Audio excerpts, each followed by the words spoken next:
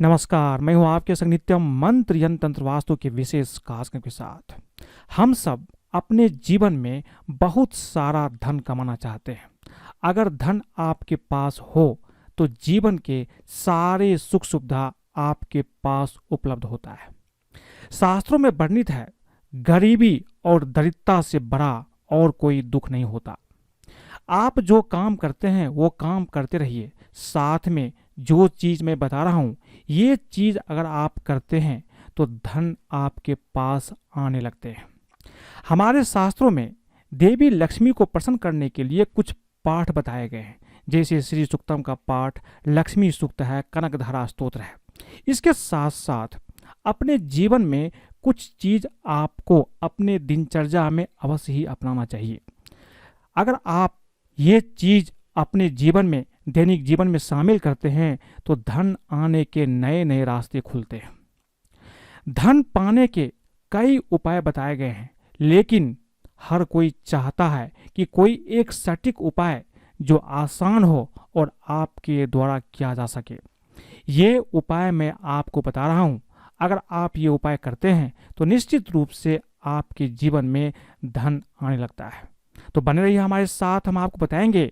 खूब सारा धन चाहिए तो ये चीज़ आप अवश्य करें, लेकिन इसके पहले अगर आप हमारे चैनल को सब्सक्राइब नहीं किए हैं तो कृपया इसे सब्सक्राइब कर लें तथा बेल बटन को भी दबाएं, ताकि नए वीडियो का नोटिफिकेशन आपको तुरंत मिल जाए।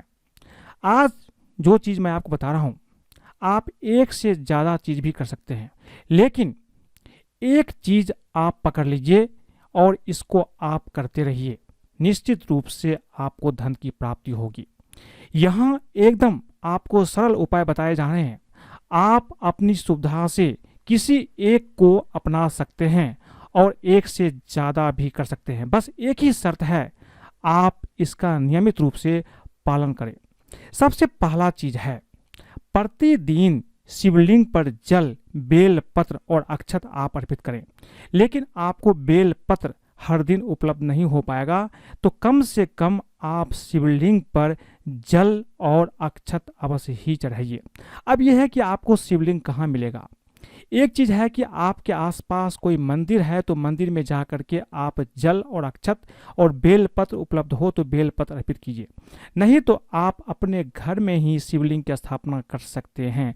लेकिन अगर आप अपने घर में शिवलिंग की स्थापना करेंगे तो वो अंगूठे से बड़ा नहीं होना चाहिए, आपके अंगूठे के बराबर ही होना चाहिए, तभी जा कर के आपको फल की प्राप्ति हो। तो पहली चीज़ है कि प्रतिदिन आप शिवलिंग पर जल, बेलपत्र और अक्षत आप अर्पित कीजिए।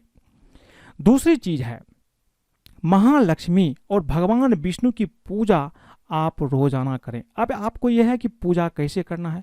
पूजा करने के लिए हमारे शास्त्रों में श्री सूक्तम, लक्ष्मी सूक्तम और कनकधारा स्तोत्र का पाठ बताए गए हैं।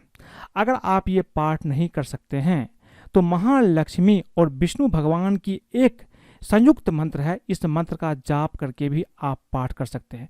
पूजा करते समय कम से कम 3 बार या 9 बार इस मंत्र का जाप कर लेंगे तो भी आपकी पूजा सफल मानी जाएगी।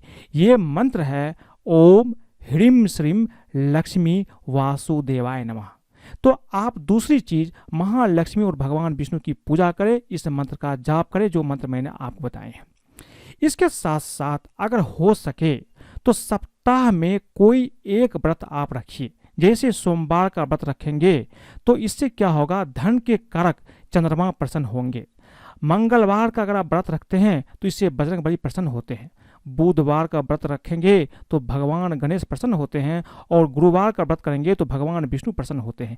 इसी तरह से अगर आप शुक्रवार का व्रत रखेंगे तो माँ लक्ष्मी प्रसन्न होती है, शनिवार का व्रत करने से शनिदेव प्रसन्न होते हैं, और रविवार का व्रत करने से भगवान सूर्य प्रसन्न होकर के धन, सुख और सौभाग्य का वरदान देंगे। तो कोई एक व्रत अगर आप कर सकते हैं तो निश्चित रूप से आपको ये करना चाहिए। इसके साथ साथ अनामिका उंगली में सोने, चांदी या तांबे से बनी अंगूठी आपको पहनना चाहिए, जो आप कर सकते हैं। अगर आपके पास धन है तो सोने की अंगूठी पहनिए, अगर थोड़ा कम धन है तो चांदी या फिर तांबे से बने अंगूठी आपको पहनना चाहिए अपने अनामिका उंगली में। इससे भी धन की प्राप्ति होती है।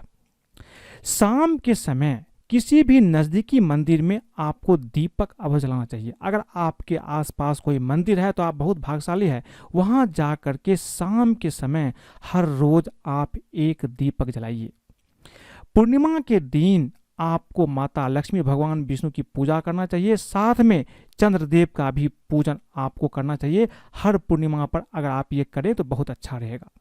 जैसा कि मैंने आपको पहले बताया है कि हमारे शास्त्रों में माँ लक्ष्मी को प्रसन्न करने के लिए कुछ पाठ बताए गए हैं। जैसे श्री सूक्तम का पाठ है, लक्ष्मी सूक्त है, कनकधारा स्तोत्र है।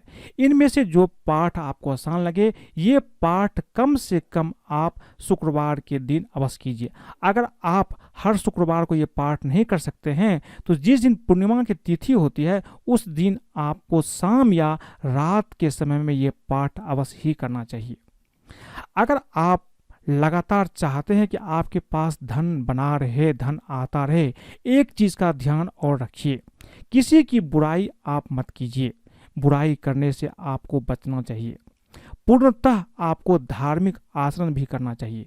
किसी की चुगली या किसी की पैसे हड़पना, ये सब चीजें आप न करें, आपके पास धन आता रहेगा।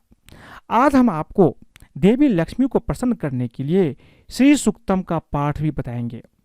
श्री सूक्तम का पाठ करने से देवी लक्ष्मी निश्चित रूप से प्रसन्न होती है। एक चीज का और ध्यान रखिए, घर में साफ सफाई बनाए रखें, इससे धन अस्थायी रूप से आपके घर में रहेगा। हर अमावस्या के दिन आपको अपने घर की साफ सफाई अच्छे ढंग से करना चाहिए, ये भी काफी महत्वपूर्ण होता है। तो चलिए आज हम आपको श्री सूक्तम का पाठ बताते हैं। इस पाठ को सुनने से भी आपको लाभ मिलेगा और पाठ करने से भी आपको लाभ की प्राप्ति होगी। पाठ करने के लिए थोड़ा सा आपको अभ्यास करना पड़ेगा। अगर आप पाठ नहीं कर सकते हैं तो इसको आपको सुनने से भी आपको लाभ की प्राप्ति निश्चित रूप से होता है। माता लक्ष्मी को प्रसन्न करने के लिए श्री सूक्त का पाठ करना बहुत ही ज्यादा शुभ माना गया है। हिंदू धर्म में देवी लक्ष्मी को धन, समृद्धि, आनंद और वैभव की देवी माना जाता है। श्री सूक्त का पाठ करने से महालक्ष्मी का आशीर्वाद प्राप्त होता है। इसे माँ लक्ष्मी की आराधना करने के लिए सर्वोत्तम तरीकों में से एक माना गया है। श्री यंत्र के सामने श्री सूक्त का पाठ किया जाता है। इस मंत्र में श्री सूक्त के 15 छंदों में अक्षर, शब्दांश और शब्दों के उच्चारण से अधिष्ठात्री देवी लक्ष्मी के ध्वनि शरीर का निर्माण किया जाता है। श्री सूक्त में मंत्रों की संख्या 15 है और 16वें मंत्र में फलश्रुति है। इसीलिए ऐसा कहते हैं कि देवी लक्ष्मी श्री सूक्तम का पाठ करने से प्रसन्न होती है। अगर आप भी ये पाठ सुनते हैं या करते हैं तो निश्चित रूप से देवी लक्ष्मी आपके ऊपर प्रसन्न होती है। तो चलिए शुरुआत करते हैं कि देवी लक्ष्मी को प्रसन्न करने के लिए श्री सूक्त का पाठ आपको कैसे करना है। सबसे पहले आपको पंचदेव का ध्यान करना है। पंचदेव का ध्यान आप मंत्रों से भी कर सकते हैं। पंचदेव में आते हैं भगवान गणेश, भगवान शिव, भगवान विष्णु, माँ दुर्गा और भगवान सूर्य। आप इनका ध्यान कर लीजिए या आप एक एक मंत्र का जाप मन ही मन कर ले तो इनका ध्यान हो जाएगा। भगवान गणेश का आवाहन करने के लिए ओम गम गणपतिये नमः। भगवान शिव का ध्यान करते हुए उनका आवाहन करें, ओम नमः शिवाय। भगवान विष्णु को प्रसन्न करने के लिए ओम नमो भगवते वासुदेवाय। माँ दुर्गा को प्रसन्न करने के लिए ओम ह्रीम दुम दुर्गाय नमः। इस मंत्र से माँ दुर्गा का आवाहन हो जाता है। इसके साथ साथ भगवान सूर्य को प्रसन्न करने के लिए ओम घृणी सूर्याय नमः। इस मंत्र का एक नहीं तो कम से कम 3 बार आप मन ही मन जाप कर लीजिए। इससे पंचदेव का आवाहन हो जाएगा। इसके बाद आपकी जो इच्छा है मन ही मन बोल ले। इसके बाद श्री सूक्तम का पाठ करें या जो मैं पाठ कर रहा हूँ इसे ध्यान से सुने। तो चलिए शुरुआत करते हैं श्री सूक्तम पाठ का। ओम हिरण्यवर्णां हरिणीं सुवर्णरस्त्रजां चंद्रां हिरण्मयीं लक्ष्मीं जातवेदो मावह ताम आवह जातवेदो लक्ष्मीमन्पगामिनीं यस्यां हिरण्यं विन्देयं गामेशं पुरुषाणम् अस्य पूर्वां रथमध्यां हस्तिनाद प्रवो मोदिनीं श्रियं देवी मुपं भये श्रीर्मा देवी जुस्ताम् कां सोऽस्मितां हिरण्यप्रकाराद्रां ज्वलन्तीं तृप्तां तर्पयन्तीं पद्मस्थितां पदवर्णां तामिहोपं वयेष्यम् चन्द्रां प्रभासां यस्सा ज्वलन्तीं श्रियं लोके देवजुष्टामुदरां तां पद्मिनीं शरणमहं प्रपद्ये अलक्ष्मीर्में नस्तां त्वां वीर्णे आदित्यवर्णे तपसोऽधि जातो वनस्पतिस्तवृक्षोतबिल्लभः तस्य फलानि तपसा नुदन्तु